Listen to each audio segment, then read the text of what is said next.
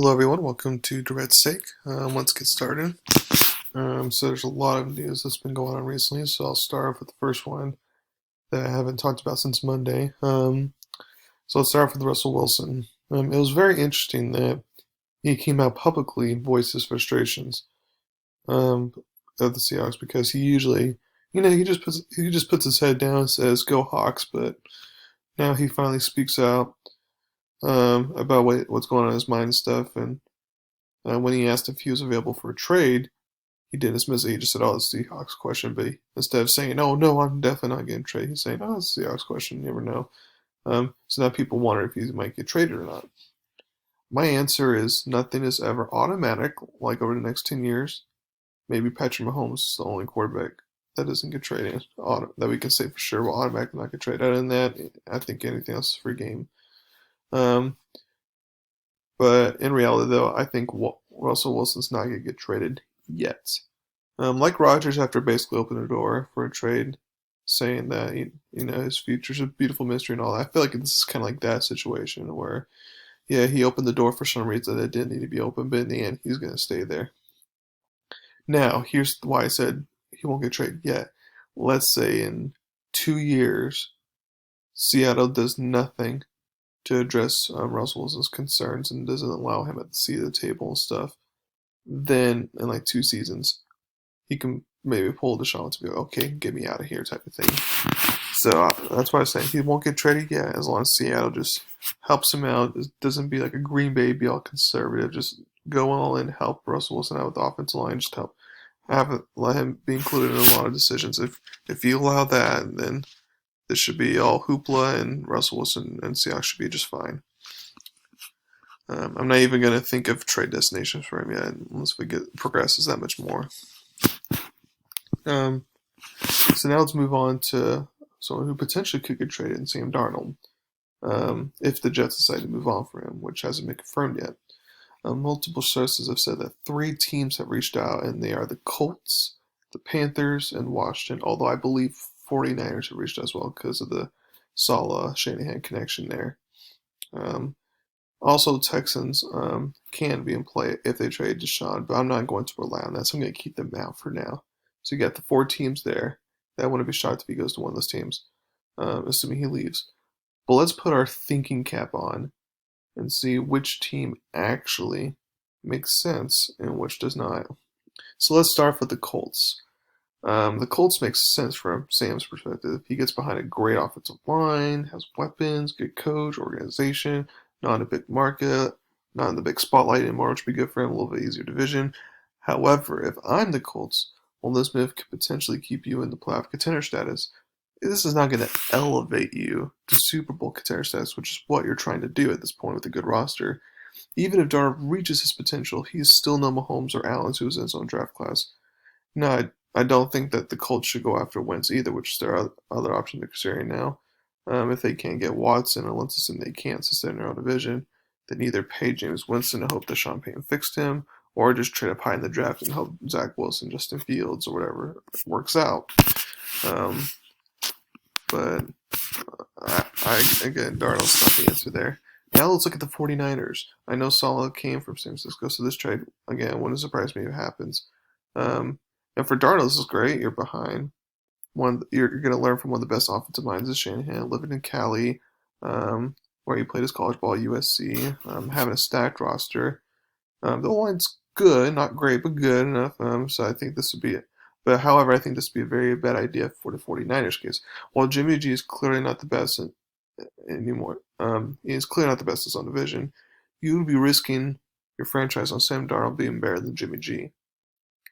And also playing the Rams defense, Seattle's defense, and then Cardinals, who are a sneaky team. Playing those teams 6 games a year, it's basically the same situation he has in the AFC East right now. That's not going to be good for him playing in that tougher division. Like if I'm Shanahan, you go with like a Dak Prescott if he's 100% healthy or something like that. You get a veteran leader who's proven he can win and definitely has more skills right now than Darnold. Like that's what you got to do there. Or Matt Ryan, or something like that. You cannot go Sam Darnold. That would just be too risky. Now for the Panthers. This trade's not good for either team. I don't know what they're thinking. Okay, for Darnold's side, you're on a rebuilding team still. Now they're gonna probably get better, but you're still on a rebuilding team. And the point of the trade is to get out of a rebuilding situation. The Carolinas' O-line is not much better than the Jets at all, so you're still going to get pressure, and pressure means bad things for Sam Darnold, as we've seen. Besides weapons being a little bit better, I mean, there's no reason why Darnold would thrive here. Always thrive here in the immediate future. Now for Carolina, you might hate Teddy Bridgewater. You might not. You might want to move on. That's fine, but why trade for Darnold? Like Watson, I totally get. Go for Watson, but and Stafford I got as well. But Darnold, while he has a higher sitting than Teddy Bridgewater, until proven otherwise, Teddy Bridgewater's the better QB right now, and I would roll with him if you can't find if you can't get Deshaun Watson and if you don't get a good enough quarterback and drive. But like that's just crazy there. I was surprised to hear that one. And last but not least is Washington football team. Now this is the clear winner. While their offensive line is not great, but can get better quicker than later, he will have a great defense. He doesn't have to do too much, same as 49ers. He has some underrated weapons on offense. He has a good head coach, and he gets to play in the easiest division of football, which is good. Then for Washington's side of things, Coach Rivera has shown he can coach quarterbacks. Obviously, he had Cam Newton. He made Kyle Allen for a while look like a starter before everyone realized he wasn't. He made Heineke in the playoffs look like a starter, even though we assume he's not a starter. He made Alex Smith look good coming back from injury. Now, the only person he couldn't make look good is Wayne Haskins, but that's for a reason. We're not going to go into that. But he's shown that he can work with quarterbacks to make them look good. So I feel like he can. I feel like they can take a risk on Sam Darnold because I feel like Darnold's a better option than Alex Smith right now at this stage of the career, and it's a better option than Heineke or Kyle Allen or something like that, or like a Mac Jones or something. I feel like Darnold is the best option as of right now of all those people. So it's definitely worth the pick, the sacrifice to get Darnold here. In my opinion, this is a slam dunk, and I want to see this trade happen. Let's make if the Jets decide to move on from Sam Darnold, let's make this trade happen. Okay, so now for the big news. This morning the J.J. Watt deal. So the Texans are completely stupid. They didn't have officially released J.J. Watt, which him and the Texans wanted to mutually part ways. Is not the surprising part. We knew this was going to happen because J.J. Watt was not going to be on a rebuilding team. We knew this was going to happen. It's the fact that instead of trading him, they released him so they get nothing back in return. Now I know they wanted to do it on good terms and like do honorably stuff like that. But it's just like you can still trade him and be like, hey, JJ Watt, this team wants you. You want to go to this team? And if he says, yeah, okay, good, then we'll trade you this team. So then that way they can get a pick return and everyone's kumbaya. But nope, that's how stupid the Texans are. It shouldn't surprise me anymore how dumb they are what they're doing. But now that he's a free agent, it's time to look at my top five list of places or Super Bowl contenders that he should join. Whether it's a lot of money or taking a back. So let's get started with the best option. The best option is the Green Bay Packers. Why? He played his college ball at Wisconsin, so there's a connection there.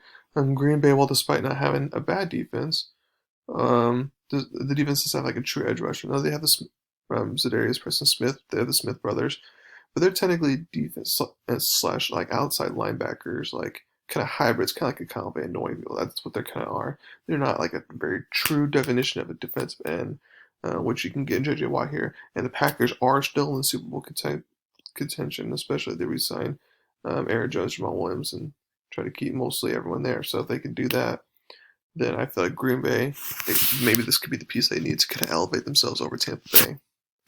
If I'm Green Bay and I don't reach out to Watson and his agent here, then they're completely missing the ball here. 2, I got Seattle. Seattle traded for defense last season, and it helped improve it a little bit, but they still need more help along that defensive line. And that'd be good if they can use a 1-2 punch here. And to bolster that, and Carroll's a defensive coach, which Watt will like. Now Seattle has all-line issues that should be top priority, but if he can make the defense, which is inconsistent last year, better, if Watt's willing to come for a cheap price maybe, then this is a very good option for J.J. Watt. 3rd, you've got Pittsburgh. The Watt brothers alongside each other would be very crazy. The defense for the most part is already pretty good, so it makes it better. However, Watt would have to decide, especially with the Pouncey brothers just announcing their retirement and with Big Ben staying on his last leg, and the fact that they're in a hard division. Is this just a playoff team, or are they actually a Super Bowl contender? And we'll see if playing with family, because both Watt brothers are there, we'll see if playing with family is a real important thing to them. 4, you got Tennessee. Why not stay in division, stick it to the Texans? It makes sense for the Titans since they have no pass rushers and the defense needs all the help they can get. Now, again, the only question for Watt to decide is, again, is this just a playoff team or nothing more, or can they actually contend for a Super Bowl with my presence there? Because of the past couple of years, besides this past year, the past couple of years, he's been in the playoffs for Houston and has done nothing. So does he want to be in that type of situation again, or does he want to be like in a Green Bay where he can go more all the way? And then last but not least, again, Dallas. If he likes Texas, no state income tax, doesn't have to move fairly far. It makes somewhat sense there. And then obviously the defense desperately needs his services. And if, like I said, the Cowboys can get Dak healthy and they decide to keep him, and they have a good free agency and draft, then him on the team makes them more of a Super Bowl threat. But most likely, again, like Pittsburgh, Tennessee, it'll just be a playoff contender, maybe nothing more. So again, you have to decide between that. But not a bad option there. There's a couple other teams that came to mind, like the Saints. If they lose out on Hendrickson, what they might because of the money issue. But again, J.J. Watt would have to come like the veteran minimum here if you want to play here with the Saints. And while the Saints are going to be good again next year, it's like I don't think they're Super Bowl ready quite yet anymore. And while the Chiefs are Bucks, I think could both use him and want him, and he would probably want them.